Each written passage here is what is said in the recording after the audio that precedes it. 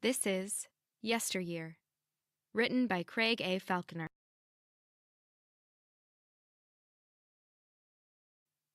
Chapter 1. If there's a prize for Sister of the Year, I think I have it in the bag. Paula Frederick, it'll say, Sister of the Year. We haven't even boarded the Bullet sub yet, but my little brother Rob is already giddy for everything that lies ahead. He's never been to Dream Rock, the world's grandest leisure destination, and with the prices they charge for admission, I think he probably never thought he'd have the chance.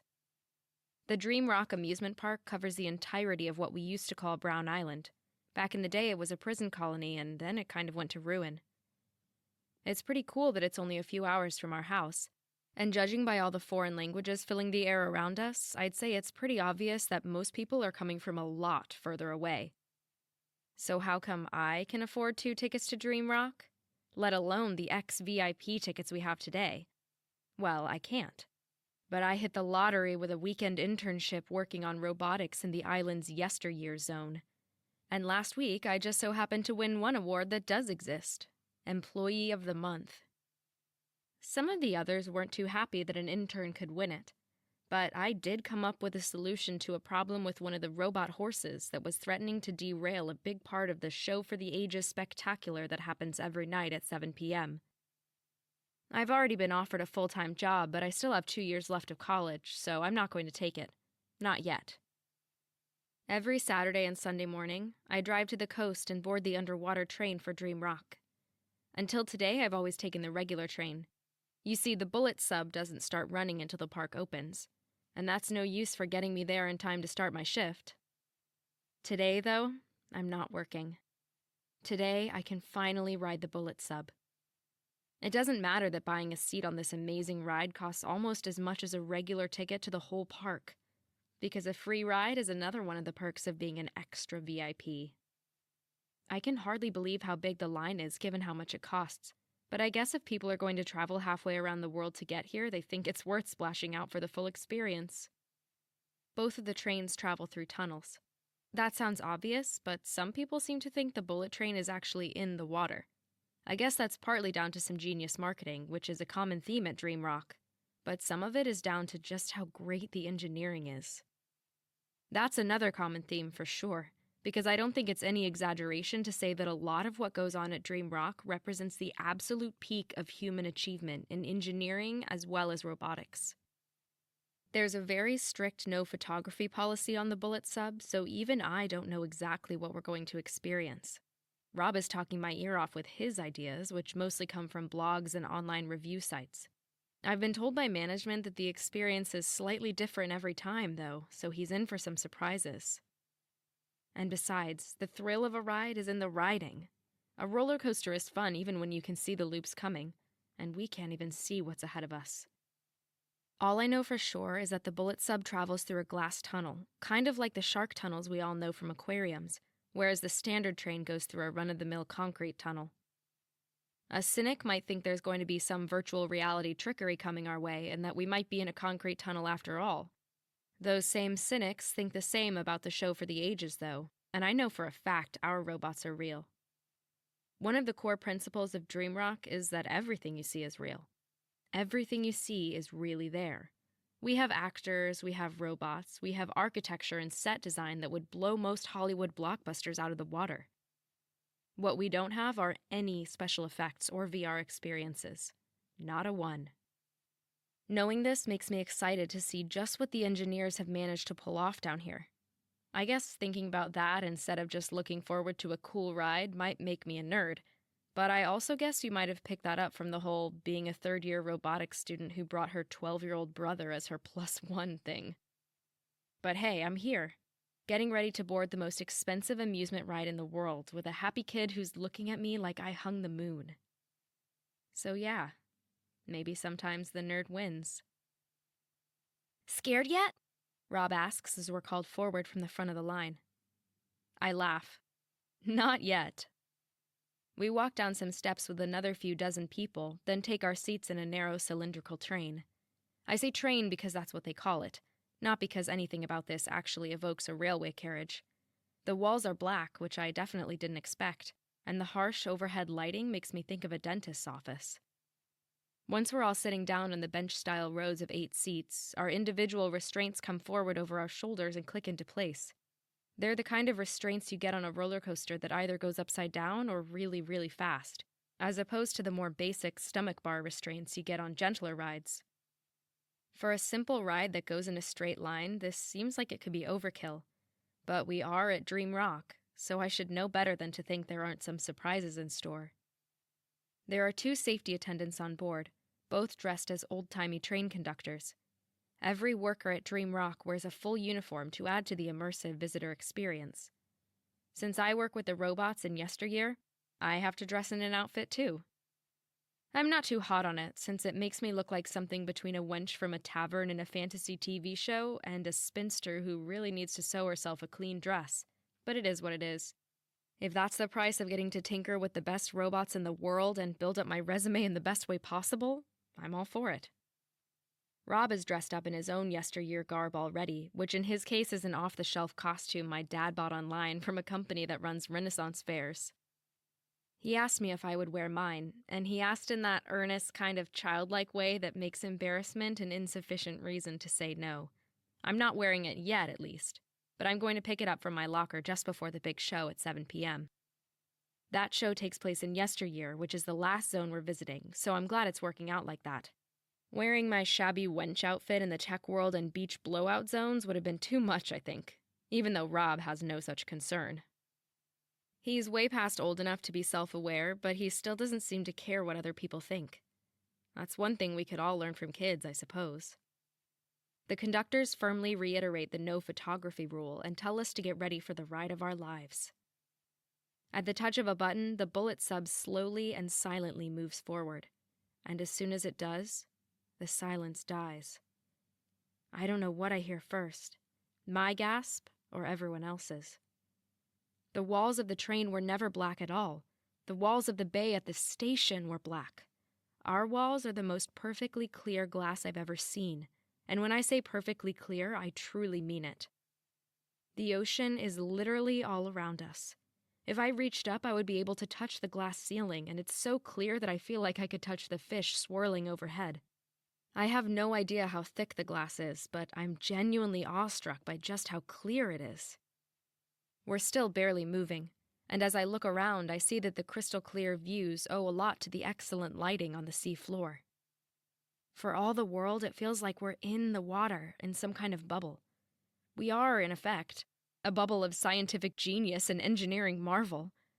But it all just feels so real, immediate, immersive. Immersive is the word for everything at Dream Rock, but nowhere more than here.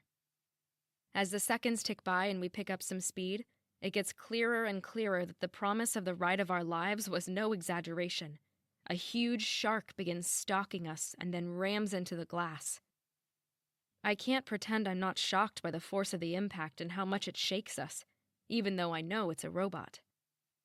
Rob squeezes my hand, scared for the first time, and he asks me if this is part of the show. I think about saying no, to make it even more fun for him, but he's scared enough that I reassure him instead. But when the colossal robotic shark headbutts us again, that's when I start having second thoughts. Because that's when the water starts dripping in. Chapter 2. Please remain seated, a conductor says, as though we could get out of these restraints even if we wanted to. I look around. People are frightened, like really frightened. There are no other kids that I can see. 12 was the minimum age, so Rob just sneaked over the line, and I'm starting to wish he hadn't. We're going to hurry to the arrival dock, the conductor continues, so please brace yourselves. At the tap of another button, we shoot forward. The rush is exhilarating, but I'm too concerned about the drip, drip, drip of water to enjoy it. Stop! The other conductor booms. The one in control hits a button to halt us. As we slow, I see 4 more sharks, but this time they're not around us or above us like the first. This time they're in a threatening formation directly ahead of us. They're robots, I tell Rob. Don't worry. He nods. Yeah, big sharks don't swim together like that. So rational for a kid, I think to myself. I study the conductors for tells. They're acting worried, but maybe they're just good actors? It would make sense for the best actors to be here, in the most expensive and exclusive ride at the whole park. The water is still dripping in, which I'm still naturally worried about, but I don't think the conductors would have stopped here to continue the show if there was any real problem. All of a sudden, incredulous gasps fill the train once more. Rob's is loudest of all. While we're facing down the sharks who are blocking our path, a colossal sea monster appears behind them. I don't know enough about myths and monsters to say what it is, but it looks more Kraken than Loch Ness Monster. With one effortless movement of a giant tentacle, it grabs hold of the sharks and tosses them into the distance. It faces us down for a moment, then swims over our heads. The darkness of the monster's shadow is remarkable, but nothing compared to the detail of its skin as it passes by. The fleshiness is striking, especially compared to the metallic horses I've worked on in yesteryear. And I say the monster passes by, but it actually covers the whole of the carriage and stops. This is the best robot I've ever seen, and I kind of wish I was working here instead of in yesteryear. I mean, the horses are cool, but a sea monster? Sign me up. The monster stops moving with the train enveloped in darkness, which brings the cold overhead lights from earlier back into business. The lights let us see what it's doing, patching up the damage the shark caused where the water has been coming in. Wow. I know it's not actually fixing it because I'm now sure there was never any damage and the drips were engineered to seem like they were coming from outside, but I'll be damned if it isn't convincing. The monster leaves as soon as it's done, dashing off into the distance. "I'm very sorry about all of this," the conductor says. "We'll get you to Dream Rock in no time, but since your journey so far has been disrupted, let's start again." I expect us to move backwards, which would be cool enough, but no. The geniuses behind the bullet sub have something else in mind.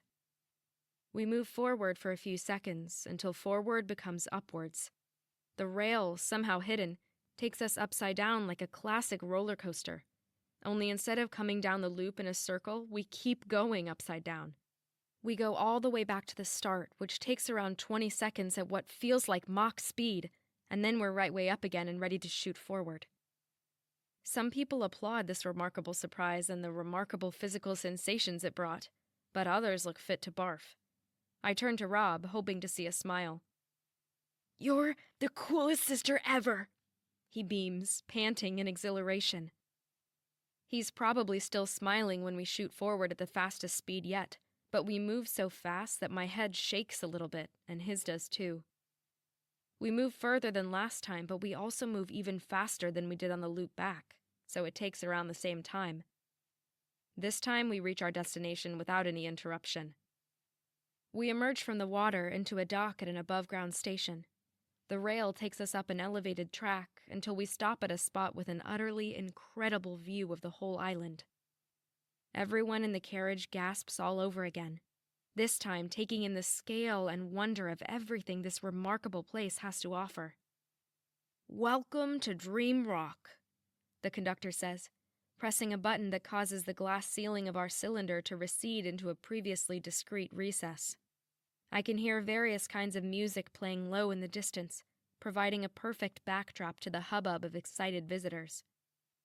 As everyone starts filing out, Rob steps towards one of the conductors with a question. "Say, mister, was all of that supposed to happen? You seemed pretty scared when the water started dripping." "I'll give you 2 tips to enjoy your day on Dream Rock, kiddo," the man replies with an evasive smile, winking at Rob as he speaks. "Remember that nothing is fake, and always expect the unexpected." Chapter 3. I've had good days that seem to pass quickly, but nothing like this. Rob has been having the time of his life since we stepped into the bullet sub, and it feels like every minute has brought another gasp of wonder. It's really the first chance I've had to wander around the island, too, since my work is always in the yesteryear zone, and there's never enough time on my breaks to see much else. I say wander around, but to be honest, we've been on a pretty set route from the minute we got here. Rob has the official DreamRock app on his phone and has been using it to move as efficiently as possible between the attractions he highlighted as his must-sees. I'm less of a planner, but I don't mind. It's his day. His birthday is in a couple weeks, so this timing worked out well, but I would have given him my second ticket anyway. When DreamRock opened for business, it was a huge deal, especially with us living so close by, and Rob did a big school project on it. He knows all about the island's dark history as a site for executions, and later for quarantining, aka abandoning, people who had diseases they didn't understand yet. Rob got really into the supposedly mystical nature of the island, too. For a long time before DreamRock came to be, Brown Island was a mecca for hippie types who talked about some kind of vortex and said they experienced odd sensations. A lot of boat tours used to come and land out here, day trips for people with more money than sense, I'd say, and the package always came with stuff like chakra readings and whatever else they were into. There's an old guy called Chuck Baskins who got especially famous talking about that stuff, and if I tell you his name is the least crazy thing about him, then you'll probably start to get some idea. Baskins campaigned to block development on the island because he said it was a unique focal point of energy fields we don't yet understand. But money talked, like always, and DreamRock is now a focal point for the most advanced technologies on Earth. Rob is majorly into science, even more so than I was at that age, but his mind is a lot more open to mystical stuff than mine is, or ever was. I believe what can be observed, and I'm sure he'll come around to that way of thinking in his own time. Whenever I get home and see him reading a book about time travel or energy fields, I don't tell him to put it down because I don't believe what's inside. I'm just happy he's not killing brain cells on the stuff most other boys his age are doing. Through all the fun of the day, I know that what he's been looking forward to most is time traveling back to the world yesteryear. We didn't have a lunch. We can't waste time eating twice, as Rob wisely said, but we grabbed dinner in one of Astro City's space-themed restaurants at 5 p.m. This is peak time, but our table is reserved and we've already ordered in advance, so everything runs smoothly. The planetarium dining experience is incredible, and I don't mind that I have to keep reminding Rob to eat his Martian meatballs before they get cold. Even I can hardly keep my eyes down, and I'm not as obsessively interested in space stuff as he always has been. We get out just before 6 p.m. and follow Rob's map to his highlights of yesteryear. The highlight is the 7 p.m. show in the amphitheater, where we have primo seats just like in the restaurant, but his pre-planning means we have time to see a few things en route. This is the part of the island I am familiar with, since I work here every weekend and often have to walk around just checking the robots are all functioning properly. To be clear, there's no chance of a robot ever posing any kind of danger to visitors. They all have collision detection and automated shutdowns, as well as all kind of easily accessible overrides. My job is to make sure everything looks smooth and that no robotic elements of the park ever malfunction in any way, however small, that might break the immersion. Things do go wrong from time to time, but we always fix them quickly. My favorite work is on the horses, because I always loved the idea of having a horse when I was growing up. They were way too expensive, obviously, so it kind of feels like the next best thing. There are 2 real horses and 2 robots in our show. Even though I don't get to interact with the real ones, I'm closer than I would have been if I didn't get this internship. 15 minutes before showtime, we make our way to my locker, where I change into the outfit I'm usually so glad to get out of. Maddie, one of the full-time workers who wasn't too pleased about my Employee of the Month victory, snickers and rolls her eyes when she sees me getting into my uniform on my day off. Another girl whispers something as she walks by, which sets Maddie off giggling in my direction even more loudly than before. "Paula, you don't have to wear it," Rob says. He sees Maddie sneering and he gets it. It's not like he's 5. Like I said earlier, he's old enough to be self-aware, but still doesn't usually care. He's definitely not embarrassed by my outfit. I'm wearing it at his request after all, and he was smiling at how authentic it looked until he saw my face turn red when Maddie butted in. I shake my head. "I know," I tell him, "but I want to." We don't spend all that much time together, and I don't have a lot of experience with teachable moments, but this feels like one. "Rob, if we want to do something that doesn't hurt anyone else, we do it," I say. "And if someone else wants to act all too cool for school and make fun of it, we don't just do it anyway, we do it with an extra spring in our step. Now, Would thee care to take thy seat for the evening's extravaganza? He smiles, almost as wide as when we finish the loop of the bullet sub. With a springeth in mine step. We step inside.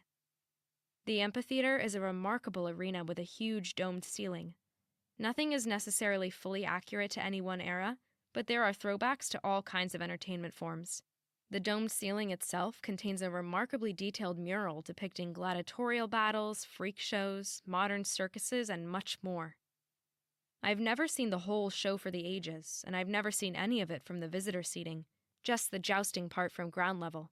I don't even know what happens during the other parts, but I sit down ready to expect the one thing Dream Rock always throws up: the unexpected. Chapter 4. Let me tell you, Dream Rock is not overselling this show in the ads that make everyone want to come. It really is one for the ages. I can't remember the last time I laughed, gasped, or gawped so much. From the gladiatorial fights to the vaudevillian shenanigans, it's the best kind of sensory overload. Needless to say, my personal highlight is the four-way jousting contest. We have a real horse ridden by a human, a real horse ridden by a robot, and then 2 robot horses ridden by one of each kind of rider. So 2 humans, 2 horses, 4 robots.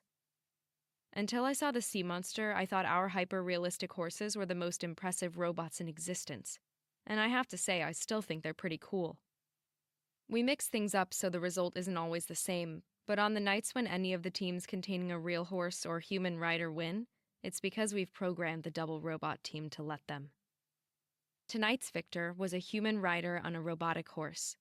The robotic horses and riders are a deliberately unfinished silver color, so it's immediately obvious who is who, and it sounded like most of the audience was rooting for the double robot team. That tells you a lot about Dream Rock, I think. The whole place is a human creation, as is every little thing in it, but that creation is so good that the human guests are rooting for the robot competitors. There's an early 1900s-style magic show up next, and this is the last big surprise I have in store for Rob. I've called in a favor backstage to make sure he's picked as the night's volunteer. When the magician calls him forward, Rob turns to me excitedly to seek permission. I tip my head to encourage him, and he's off without a second look. The magician asks his name and introduces him to the crowd with some good-natured jokes, then proceeds to cut him in half. Well, not really, but it's a well-done variation of the familiar trick. And since we're on Dream Rock, there's a twist in the tale, with Rob's bodiless legs reaching down from their platform to touch the ground. The cube they were dangling from then opens at the top, and a robotic upper body emerges. The robot, wearing trousers that look passably like Rob's, walks around and waves to the crowd before getting the real Rob from his side of the sawed-up box and accompanying him backstage. He'll stay there for the final 15 minutes, then we'll get together again and head home. At least, that's the plan. I have an app on my phone that lets me track Rob's phone location, and our parents insisted that we should leave it running in the background all day. He's backstage and has been sitting there for a few minutes, but all of a sudden he starts moving. I try not to worry. It's probably just someone taking him to the point where he'll meet me. And it's not like he's walked far. 20 yards maybe, if that. Maybe he's gone through one door into a nicer room than the first one they took him to. The whole not worrying thing gets hard when his location marker disappears altogether. A red X appears in its place, then turns into a flashing exclamation mark. Sudden interruption, reads the accompanying warning message. User could not be found. Okay, that's enough. There might be a show going on and there's almost certainly nothing bad going on, but I hightail it down the steps and rush directly across the stage in the direction the robot took Rob. It's the fastest way, and unlike earlier, I'm not even thinking about how I look, let alone feeling embarrassed. Once I cross the stage, ignoring the stagehand who asks what the hell I'm doing, I look at my phone to make sure I take the right door to end up where Rob's location stopped transmitting. It's so dark behind the stage, I can start to see why he might have moved. He's always been terrified of the dark, and if they left him alone here, I'm surprised he made it so long. I feel like an idiot. I should have made sure I was backstage by the time he got here, but I just didn't think there would be any kind of problem. I have to pass 3 doors to reach the room where he shouldn't be, and my heart stops when I get inside and see that he's not in it. From the stillness of the shock, I suddenly feel my heart beating in the roof of my mouth with no word of exaggeration. I'm just about to leave this horribly empty room when my foot feels something on the floor. I look down and see some kind of manhole-style cutout in the flooring. My first thought is that if he's gone down there alone, I'll never forgive him for being so stupid and putting me through this worry. That lasts all of a split second, though, because I know I'll be too busy being glad he's okay to think about anything else. I lift the cover and look down. "Rob?" I call. No reply. No reply, but also no echo, which strikes me as weird. I aim my phone's flashlight down the hole and see a very bizarre kind of reflection effect. What the... I belatedly notice a makeshift ladder on one side of the hole, made of roughly cut strips of wood. This is where his location stopped transmitting, and it looks like the kind of place where a phone would stop receiving any satellite or data signals, so I hurry down. I'll just get to the bottom and look. Then if he's not here, I'm going to make damn sure that every emergency procedure for a missing child goes into effect immediately. 3 steps down, I see that my flashlight beam is reflecting even more oddly. It's like there's something there, across the hole, but there's not. Is there? I take a coin out of my pocket and drop it. It falls through, but doesn't make any sound at the bottom. This is too damn weird, but the last thing I have is time to think about it, so I keep going. Another 3 steps later, I'm hit by the oddest sensation of my life. I feel weightless in the truest sense of the word, and then I feel my shoulders hit the ground with a thud. My eyes close, wincing at the pain, but my mind is running a mile a minute. Landing on my shoulders is weird as hell when I was going feet first. But as weirdness goes, all of that is absolutely nothing compared to what I see when I open my eyes. Chapter 5. He's here. Rob is here. 10 seconds ago, that was the only thing I would have cared about, but every part of my being is now utterly transfixed on the big question. Just where the hell is here?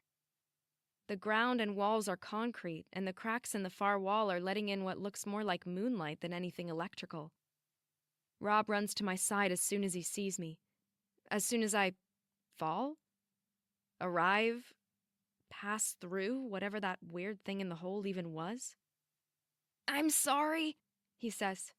"I was scared of the dark, and then when I moved out of the waiting area, I saw a guy walking through a door, and he looked just like..." A thunderous boom cuts off Rob's words. I pull him in close. "Don't worry about that," I tell him. "We're together now. We just need to get back." I glance up to the hole I fell through. It's there, this time in the ceiling rather than the floor, but it's way too high to reach. I shine my flashlight up and see the same kind of weird reflective effect as before, only this time, there are no ladder struts. This time, there's no way to get to it.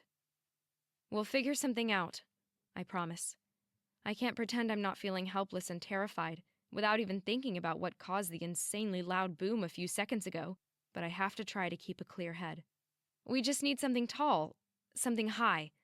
If we don't find it, we'll make it. There must be another way out of here anyway, even if this is the only other hole. There must be something that could at least lead us to something that we can climb. There must be a..." "Door," Rob cuts in. He's pointing at it, making clear that he'd already seen it but thought better than to go through it. This time, at least. Better late than never on the decision-making. Am I scared to open the door? Yes. Is the fear dampened by the fact that not opening it is quite literally not an option? Slightly. I pull Rob behind me and walk forward. With no dramatic pause, I push the door open. It's so heavy, like none I've ever felt, but I manage to move it. And just like that, we're outside. The light we saw was moonlight, but there are also what look like gas lamps lighting a cobbled street. Rob runs in front of me, his face lighting up. "Another zone! Did you know about this?" he asks. I gulp and shake my head. "Maybe it's not open yet," he muses. "Maybe this is the Halloween world I heard about." That's above ground in a self-contained building, I tell him. Unless this is its basement or something, but the sky looks way too real. And why would there be a hole in the floor of a random room like that? It doesn't make any sense. This time it's me who gets cut off by a deafening boom. But this time, since we're outside, we hear what comes next. A blood-curdling scream. "Whoa," Rob says, still smiling. "This must be the Halloween zone." He leads me forward, looking at the app on his phone. "I don't have any service down here, but at least we know we're going to find someone to help us get back to the amphitheater," he goes on. It's not that I don't share his confidence. I'm just taking a lot longer to process all of this than he is. There are a bunch of small buildings that look like some of the ones on the surface, but everything feels different down here. It feels a different kind of real. That might be down to the smell, I figure, which is flat out terrible, but the bizarrely convincing moonlight is really throwing me off, especially since nothing at Dream Rock is supposed to be fake. I'm taking in as much as I can, but I'm so focused on everything at either side of the cobbled street that I don't notice Rob stop walking. I bump into him, at which point he shushes me with a great deal of urgency. "Look," he mouths, pointing through a gap between two buildings up ahead. It looks like the center of a village square, but the reason for our quietness is that it's full of people. They're all dressed like we are, naturally enough for yesteryear, but what they're doing is anything but standard. When I see it, I move in front of Rob and tell him to look away. If this is the scary Halloween area, maybe being used for rehearsals right now, they had better not allow kids in when it opens. Call me old-fashioned, but execution should not be entertainment, and there's a line Dream Rock shouldn't cross.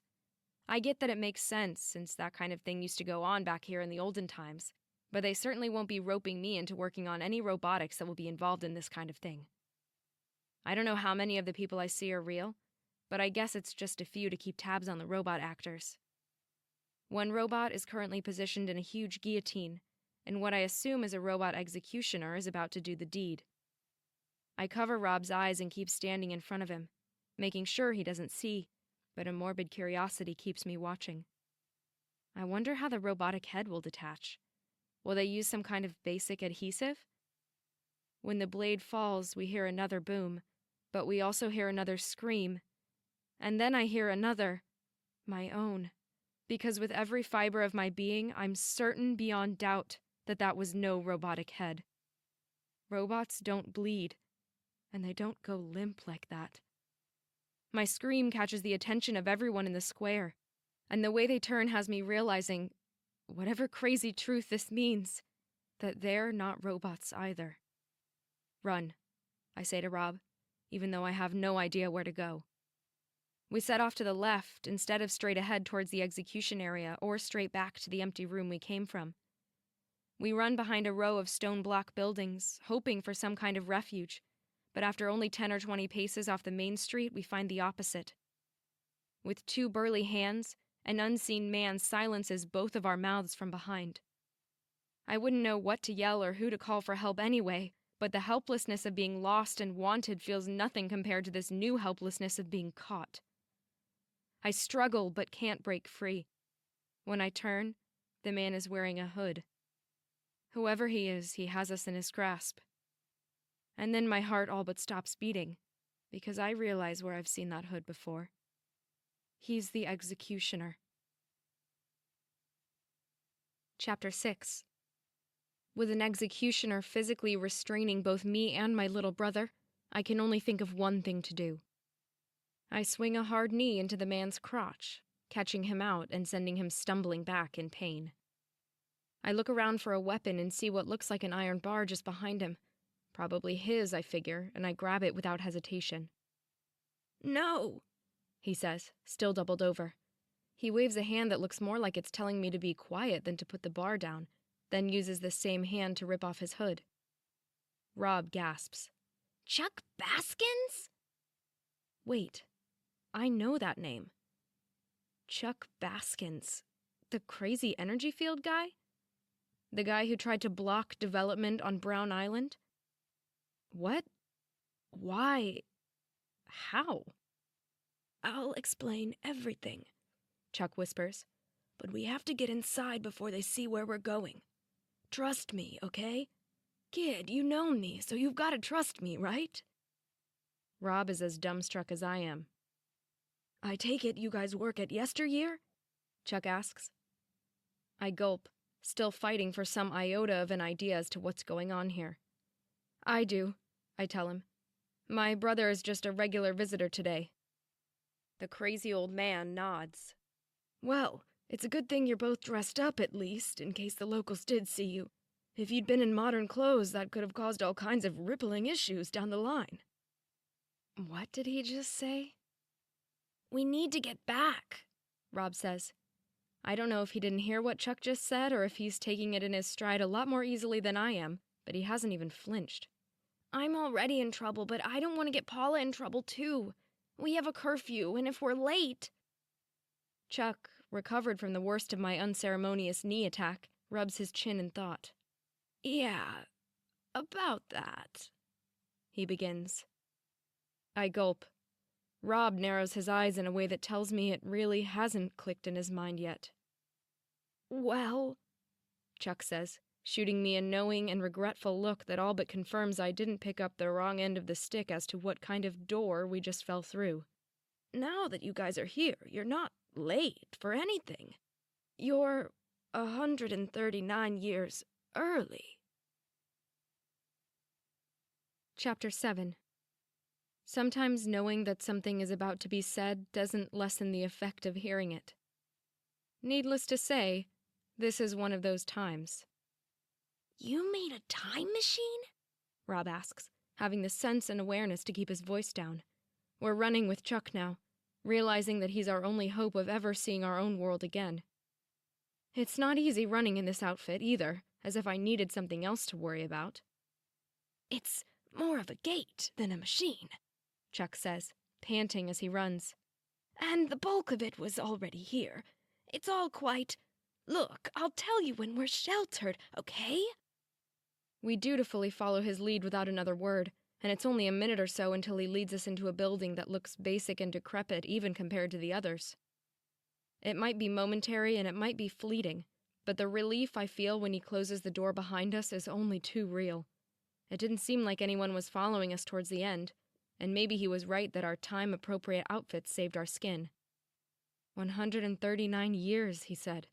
Yeah, wandering around in jeans and high tops would have made us just a little more conspicuous. Take that, Maddie. Damn if I'm not glad I didn't let her snideness keep me out of this costume. But yeah, I can confirm it now. The relief was momentary. The relief was fleeting. Talk, I demand. And talk Chuck does. I've never been here while there are others outside, he says. I've been dozens of times, conducting tests and bringing supplies for bigger tests, but I've never been unlucky enough to come while there was an execution. They must have just come over from the mainland today because none of them were here last night. I quickly glance around the barn-like building, following the hand gesture Chuck made when he mentioned supplies. Sure enough, there's a whole bunch of modern equipment. Battery packs, a computer, high-energy snacks, some kind of water filtration system, and a lot of scientific instrumentation that I don't recognize. But back to the time machine, Rob says, understandably focused on the core issue. Chuck shakes his head. It's not a machine, son. Do you know anything about this island besides the commercial mess they've made of it? Do you know about the energy fields? The vortex? I wrote a paper on it for school, Rob says. He was obsessed with you, I confirm. Chuck doesn't really react to this other than looking slightly relieved that his explanation might not have to start at square zero. He doesn't seem like a man with a lot of ego to him. Well, I spent a lot of time here, Chuck tells us, before they started building. All of those hippies were onto something with the energy talk, you know, because this island really is like nowhere else on Earth. I came out here with official research teams and we couldn't work out what we were looking at in the data, but we knew we were looking at something. We knew there was something seriously weird happening here, even if modern science couldn't explain it and our modern equipment couldn't make sense of it. I gulp. It's interesting stuff, but maybe you could tell us how to get home and tell us the details on the other side? I hear you, he says. There are some things you need to know, though.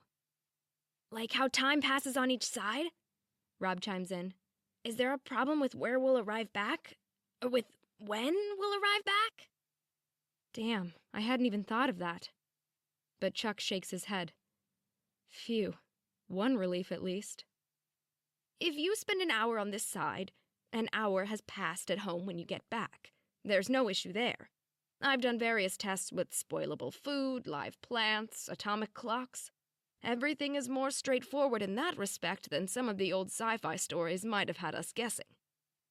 So how do you know what year it is? Rob asks. You said we're 139 years in the past, but it sounds like you know you can't interact with anyone here, right? Because of the whole butterfly effect and time paradox deals? Smart kid, Chuck says to me before turning back to Rob. Tell me about it. Anyway, he goes on, speaking to both of us, I've taken a lot of pictures of the stars and planets, noting the time, things like that.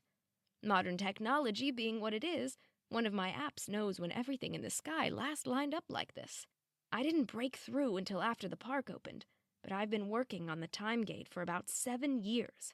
I cut into the floor of a room up there after they built the arena, but I don't know how you guys found it. I did everything I could to make the cover seamless. I saw you go down, Rob reveals. I saw someone hurrying around, looking all secretive, and then I saw you. When I got to that room, you were still putting the cover back in place. I ran over to it, and you're right. I couldn't even see the seam, so I can see why no one else has. But I knew it was there, so I felt around until I found it. Then I shimmied it open. And didn't put it back down the whole way, I say. Good thing, too, otherwise I never would have found it. But Chuck, seriously, how do you get around the security here? I work on Dream Rock every weekend, and we get frisked like crazy. Even regular guests need ID checks. If you visit often, and I guess you must when you've been collecting supplies, how aren't you flagged up? And how do you get stuff like computers in? He looks uncomfortable for the first time. I honestly think it's better if I don't implicate you in everything, but I have a few people on the inside. Or, more accurately, I have the assistance of a few people on the inside. I didn't put anyone in place, I just greased a few palms so I could get stuff in on delivery trucks, that kind of thing. No one knows what I'm doing, and as for getting in past security every day, I haven't actually left the park in the past 4 months. I live here. There's a small pillow and a small blanket, but no bed. Why someone with the resources Chuck seems to have would live here, I don't think I could ever understand. He sees the question on my face. This is a jackpot I never dreamed of, he says.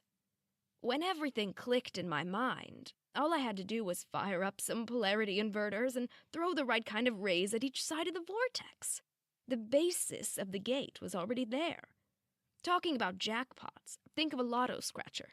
The numbers are already there, you just need the right kind of object and the right kind of energy, a coin and some kinetic force, and you can see what was once hidden. It's not a perfect metaphor, but I'm trying. It's not like I invented time travel is what I'm saying. I discovered it. For all we know, this is the only gate in the world, and by some weird kink of universal happenstance, it connects with the same location 139 years in the past. I didn't build a time machine and set its dial to 139, you know? That's all I mean. I don't even know what to say. I mean, it is pretty much a time machine, isn't it? I'm lost in this talk of polarity inverters and whatever kind of rays he fired at the vortex. I know robots, a little bit of computing, but not this. I see Rob nodding, though, and suddenly feel pretty foolish for internally rolling my eyes at the weird books he's always reading about crazy stuff like this. Well, not exactly like this, but he has been interested in time travel and vortices for a few years. Ironically enough, that interest began largely thanks to the very same mad scientist who's responsible for bringing us here. Ah, here it is. Now the anger is hitting me. He did this. Chuck did this. He did whatever he did to the vortex. He cut a hole in the floor of a room in yesteryear so he could keep accessing it. and he led my little brother down into this nightmare. Unwittingly or not, he did it. But it's not that easy to shift all of the blame. I can't shake my feelings of guilt for not being backstage when Rob finished his volunteering during the show. The more I think about it, the more I wonder why it wasn't the most obvious idea in the world. I should have been there, but I wasn't. And now we're here. Take us home, I say. Please. And I don't mean to sound like a whatever, but Chuck, this has to stop before you cause a problem you can't undo. If someone from the past sees you, or finds this computer, or whatever else, what then? It has to end. We all have to go back to the present.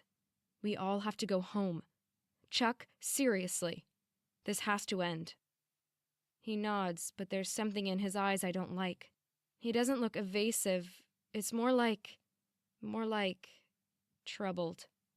I settle on troubled. I admit this has probably gone as far as it can go, he says. I won't fight you on that. But the other part, the part about all of us going home. Yes, I say. He swallows hard and fights his evident unease to keep looking me in the eye. Well, the thing about that is, we can't. Chapter 8. It's been a long day. It's been a crazy few minutes. I fell pretty hard when I came through the gate, and I might have hit my head. It turns out these are the things a mind tells itself when the truth it's hearing is as unpalatable as what Chuck just told me. We can't go home? I ask. Explode might be a better verb than ask, in all honesty, but really, can you blame me? We can't all go home, Chuck qualifies. I'm not sure how relieved I should be about this caveat quite yet, because I don't know what it means. My expression implores him to continue. He blows air from his lips.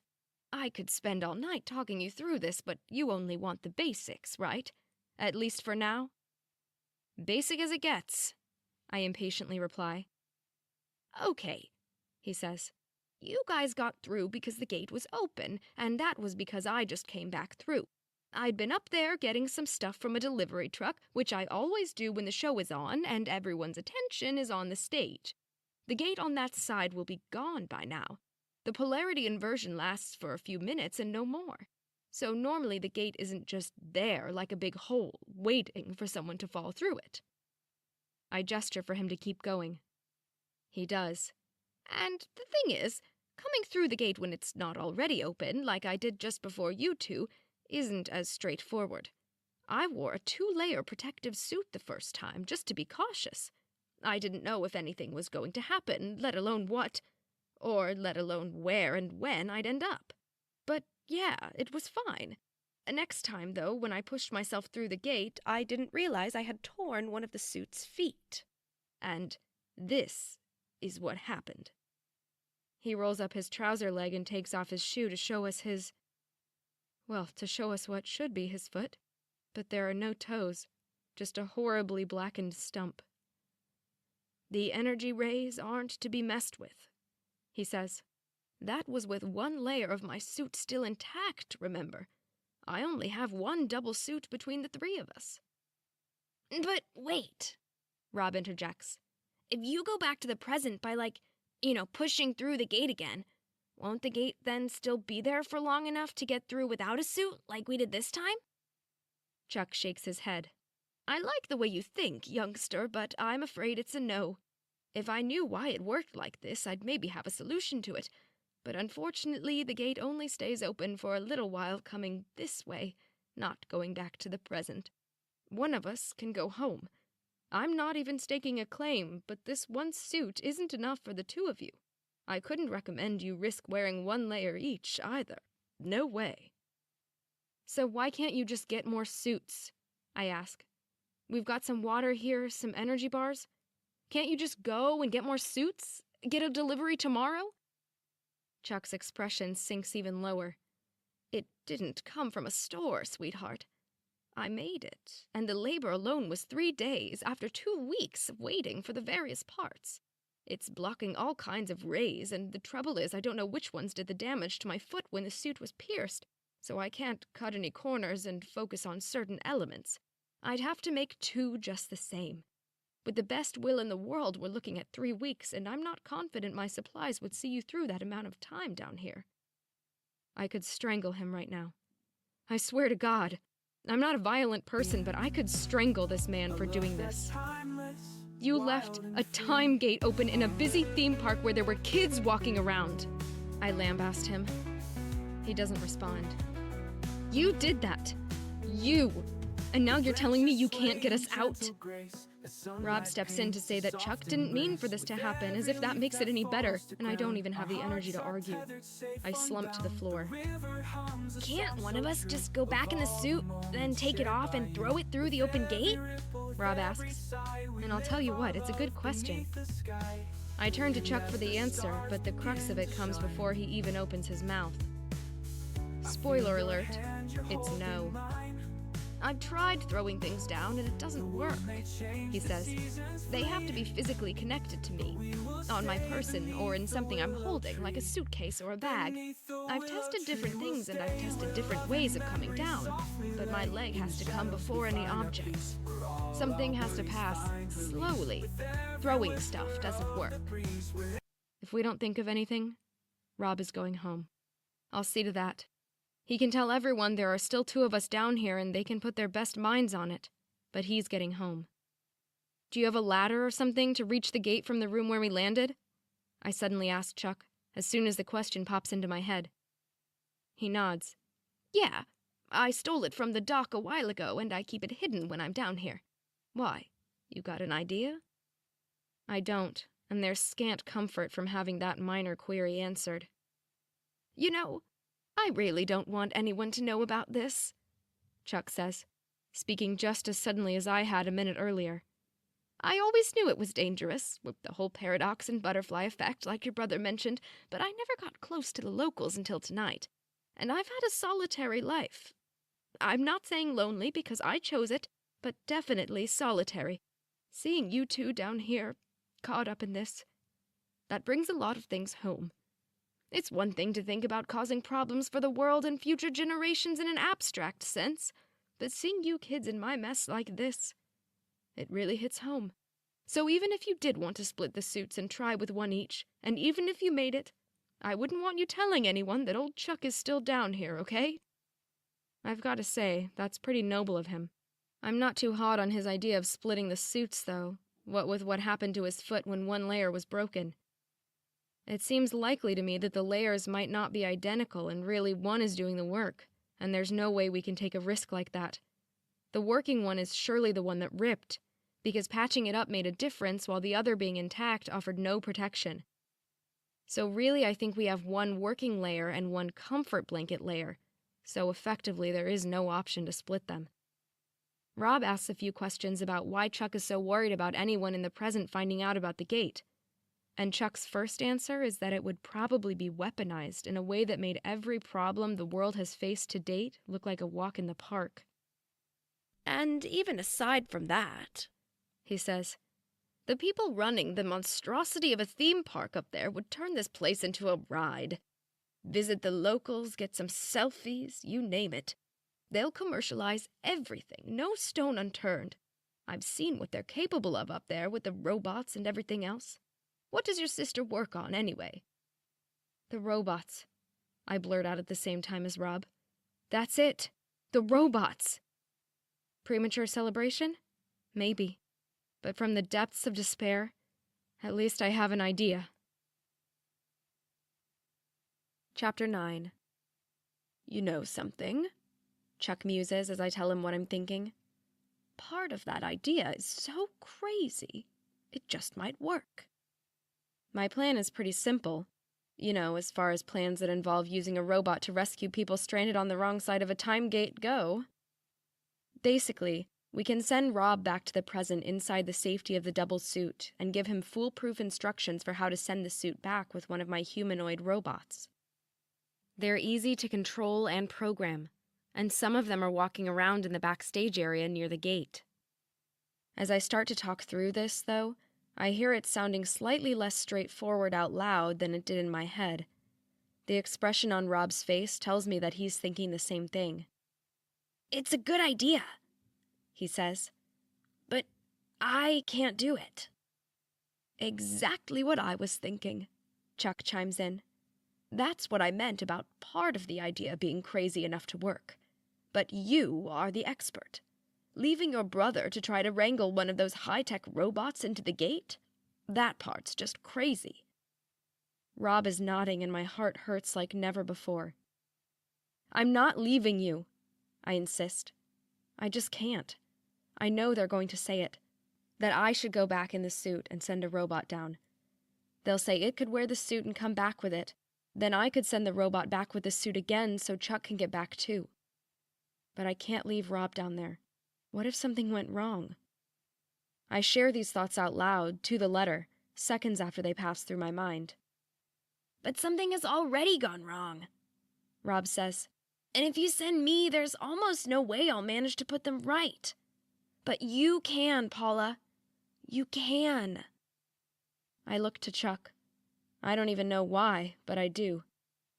If sending a robot with the suit doesn't work, you can ask around for help, the mad scientist says. That's your call and your prerogative. But from where I'm sitting, based on the tests I've done, I don't see why a large humanoid robot won't be enough to trigger the gate so long as it's holding the key. You can even put the robot in the suit if you're worried the electrics would fry and it'd get stuck otherwise. It'll fit, after all. This is the first mention of a key, but it doesn't seem like something to fixate on at this stage. Chuck throws me the suit. It's not like a spacesuit, but I can't think of anything else it's more like. Hell, it's a time suit. There, I said it. It guards against whatever incredible rays and polar inversions make the gate work like it does, if work is an appropriate word for this, and the time for analyzing how this all works is definitely not now. Paula, I'm not going, Rob says. I'll mess up if I do. I'm sorry I got us into this, but this is the hand we've been dealt, and you're the only one who can play it.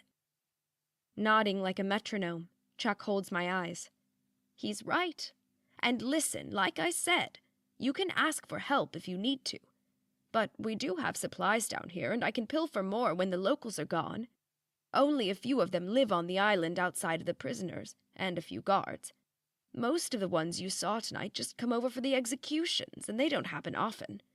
I've gotten good at sneaking around, but that's only if I need to. All I'm saying is, we're good for a few weeks, and I could see us good for longer if you run into any hiccups. But I don't think you will. You couldn't have gotten a job working on robots at that place if you weren't the best of the best, right? And what's the point of being the best if you don't put it to use when it counts most? He's trying to psych me up, but that's not going to work. That's not the kind of thing that's going to swing me. What does have a chance is Rob's insistence that he's not leaving, and his calm statement that I'm the only one who can play this hand. A few seconds later, I settle on the inevitability of what I'm facing. Okay, I gulp.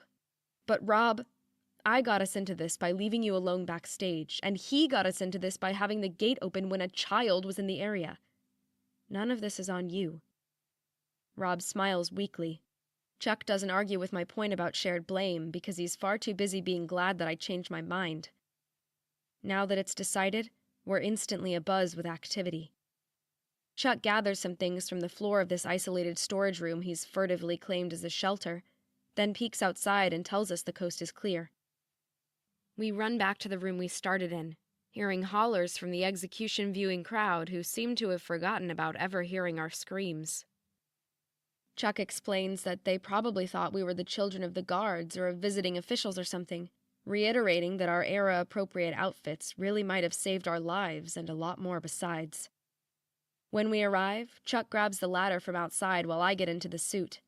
He helps me to double-check that it's absolutely secure and then gives me a matchbox-sized device, the key, which he says will engage the latent energy in the vortex and which must be kept outside of my suit. He's been insistent that there's no time machine here, but if there is, then this is effectively the key to firing it up. Good to go, he says once I'm safely suited and holding the key. I turn to Rob. To say this is the hardest goodbye I've ever made is no exaggeration, even though I hope to see him again in a matter of minutes. In fact, it's because of that hope. The uncertainty. I'd like to feel like the outcome is in my hands, but it's not really. I can fail, by doing something wrong with the robots or even with my own ascent back to the present. But can I really succeed?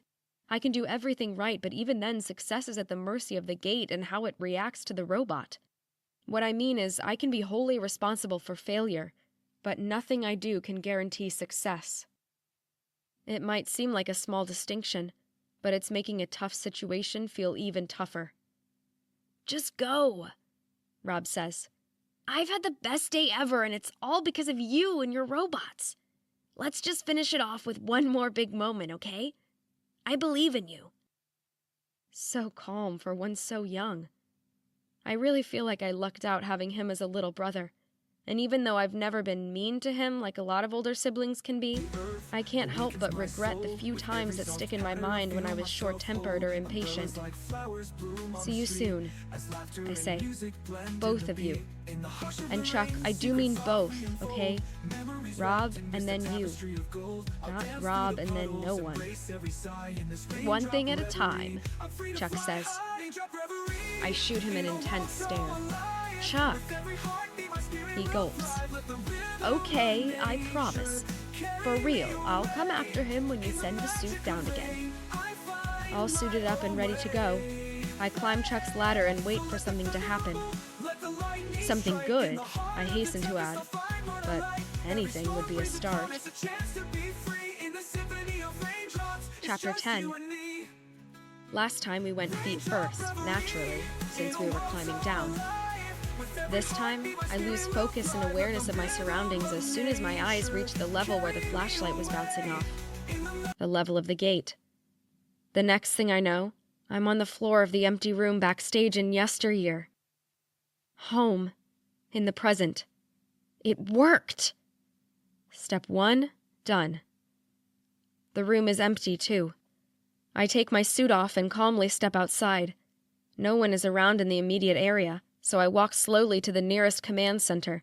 The show is over and the park will be closing up any time, which is why no one is inside. I don't know what the people backstage will have made of my dash across the stage during a live show or where they think I've gone, but apparently there's no search party. I scan my hand on the biometric security lock and enter the room, where several humanoid robots are kept overnight. It's eerie how still they stand. But before long I have a remote control in my hand and Bot 3C is walking beside me back to the gate room. One of the colleagues who is actually nice to me around here is an Irish woman called Jill, and she always says 3C in a way that kind of sounds like Tracy, so we've both taken to calling 3C by that name. Tracy. The other humanoid bots have names we all know along with their numbers, too. There are few enough of them for that to be viable, and Tracy sees a lot of work in the jousting contests. A lot of the time she works autonomously, utilizing the cutting-edge artificial intelligence she's been given. But right now she's at my absolute beck and call. If she had a brain of her own, she'd surely be wondering what the hell I'm doing as I start to dress her in the protective suit. From there, I don't waste any time at all. I just guide her towards the hole, the all-important key clasped tightly in her hand, then use the large remote control to make her descend 1 foot at a time. I don't know if this will work next time, saving Chuck after Rob, because Tracy's legs might be damaged by the fall. That's a problem I'll be glad to have, though, because it'll mean everything else has worked until that point. Nothing happens for longer than I'd like, even as Tracy dutifully descends, but all of a sudden the light from her empty hand's inbuilt flashlight is reflecting off something. The gate. The key is working. Tracy is working! And just like that, she's gone. I've reactivated her autonomous decision-making module, but programmed an overriding instruction to physically follow whoever takes the suit from her. I don't know why it ever crossed my mind that Rob could have done this. Because although it didn't take many steps, it did take a thorough understanding of how our robots operate and how to give them adaptive instructions. With Tracy gone, my heart is racing even faster than it was a few seconds ago. It's so odd. This is what I wanted to happen. A good start, but I feel even more tense now. I think it's because I've done my part. I've done all I can. The rest is up to Tracy. Up to Chuck. Up to fate. I don't want to put anything on Rob because he's too young for all of this. I just want to put my arms around him when he comes up through that gate, and I want it to happen right now. I focus on my breathing and try to play a game with myself, only to look at my watch every 30 seconds. I tell myself if I can make it, he'll appear. Trust me, this is easier said than done. One time I look after 7 seconds that I could have sworn was 30, and after 5 or 6 attempts I start to get really worried. I turn away and close my eyes. Just as I'm about to look down, I hear a noise, and when I turn back towards the gate I see the most welcome sight of my life. It's Rob, and he's moving. He's okay. I hurry over and help him out of the suit. While I'm there, Tracy appears behind him, seeming to fall upwards but never falling beyond the floor, if that makes any kind of sense. It didn't make much sense to see, so I'm not going to beat myself up for not being able to describe it. You did it, Rob says. We did it, I correct him, busily redressing Tracy in the suit as soon as Rob is out of it. I send her back down without any further delay, giving Chuck the chance to live up to his word. I'll be honest, I don't know if he will. He's coming, Rob says. He promised me right before I left. He's going to bring everything back with him, so long as you can guarantee this room will be safe and undisturbed overnight. Until he arranges something with a delivery driver to quietly ship it all out of here. He was worried people might be looking for us tonight, since we went missing. They don't seem to be, I say, but I don't think much about that. I'm a trusted employee, so it's not like I'm a security risk even if I did run across the stage. We'll be checking out at the exit anyway, since there's a security guard there all night. And from that point, my whereabouts won't be any kind of mystery. I don't say much to Rob in the face of this mystery we're still trying to make sense of, and apart from the initial greeting and expressions of relief, I don't think he says a single thing to me until the next disturbance of the gate. Part of me expects to see Tracy, but no, it's Chuck. Tracy follows close behind, but the real story is that Chuck was true to his word. He unzips the helmet-style section of his suit to look and talk to us clearly. I'll get everything up, and it'll all be out of here by this time tomorrow. No one has to know a thing. I almost ruined both of your lives tonight, and I'm done. I'm not going to give you the key that activates the gate's latent powers. I'm going to destroy it once I've removed all traces of our presence on the other side of the gate. Wise, I say. Chuck nods. But I'm a man of science, so I can't destroy my data. Kid. Rob, was it? Rob Frederick, my brother says. Well, Rob Frederick, I'm going to give every ounce and every terabyte of my data to you, and one day you might find a better use for it than I could ever dream. I have no doubt you could make another key to harness the power of this vortex into a gate once more, but that will be for you to determine. In any case, my data will arrive safely in your mailbox at home. Don't worry about that. Neither of you will ever see me again, so this is going to be goodbye. But before that, it's going to be, I'm sorry. Truly, I can't imagine what you've been through. I know I was there too, but there's not a lot for me on this side. You two have bright lives to lead and many discoveries to make. Godspeed, you hear? Godspeed. With that, Chuck Baskins reseals his suit and crosses the gate once more to gather his next batch of equipment. Rob stares at the gate for about 10 seconds after Chuck disappears, then turns to me. I lead him out of the door, making sure no one sees us so Chuck's night of moving equipment around isn't disturbed. Chuck seemed very sure of all that, and I'm sure he's scouted the security setup pretty well, so I won't worry on that front. When we reach the fresh air of the outside world, the moon feels particularly bright. There are still some guests milling around because we're not quite at closing time yet, which makes our exit a whole lot easier. I don't even realize that I'm still wearing my outfit until the security guard at the underwater train terminal mentions it. I know him from work and he knows I was off today, so he makes a well-intentioned joke about how much I must love it here if I'm deciding to take my work home. There are worse places to work, Phil, I reply with a smile. We don't have to wait in any line for the train this time. It's the regular train, since the Bullet sub only runs one way, and the lateness of the hour means it's pretty quiet inside, too. The carriage is dark, unlike on our initial journey to the island this morning. Rob leans into my shoulder as we set off, at a steady and unspectacular pace. You know, He says, part of me keeps expecting you to tell me that Chuck and the Gate were all part of the big Dream Rock show, like the sharks and the water leak this morning. I thought that was real for a minute, too. If we were to tell anyone about this, I bet that's what they'd think, I say, laughing along with him. He obviously wasn't serious either. Obviously, but it's funny to think about. Do you think Chuck will really send me his data? Rob asks after a few seconds of silence. I nod. He seems like a man of his word. Why? What do you think he'll do with it? Make another key? Hell no, He says, so loudly it startles some of our fellow passengers. Rob holds up a hand in apology and lowers his voice to a whisper. It's like the TV commercial says. There's no time like the present, and there's no place like yesteryear. I say we leave the past as a place we can visit in our memories, our imaginations, and in the coolest theme park ever built. Don't you think so too? I sure do, kiddo, I tell him, breathing a deep sigh of relief to know he doesn't want to take up where the well-intentioned but reckless Chuck Baskins left off. I sure do. The end. Thank you for listening to Yesteryear, written by Craig A. Falconer, narrated by Megan Carter. Text and production copyright 2021 by Craig Falconer. All rights reserved.